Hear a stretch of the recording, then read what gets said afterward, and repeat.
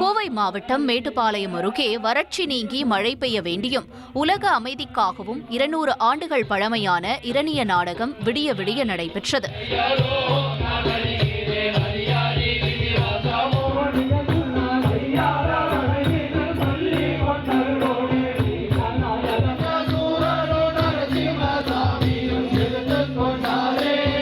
வெள்ளிக்குப்பம்பாளையம் கிராமத்தில் குடிநீர் தட்டுப்பாடு நிலவும் சூழலில் இறைவன் அருள் வேண்டி ராமலிங்க சௌடேஸ்வரி அம்மன் கோயில் கும்பாபிஷேகத்தின் ஒரு பகுதியாக இந்த நாடகம் அரங்கேற்றப்பட்டது.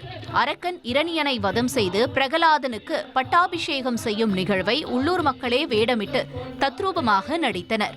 இந்த ஆன்மீக புராண நாடகத்தின் மூலம் விரைவில் மழை பொழிந்து நீர் ஆதாரம் பெருகும் என அப்பகுதி மக்கள் நம்பிக்கை தெரிவித்துள்ளனர்.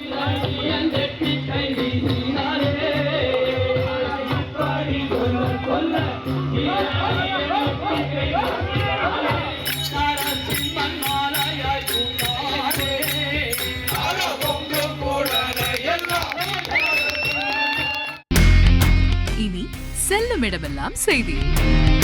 தந்தி டிவியின் வாட்ஸ்அப் சேனலை ஃபாலோ பண்ணினா செல்லருக்கும் இடமெல்லாம் செய்தி. இதோ QR கோட் இப்பவே ஸ்கேன் பண்ணுங்க, ஃபாலோ பண்ணுங்க.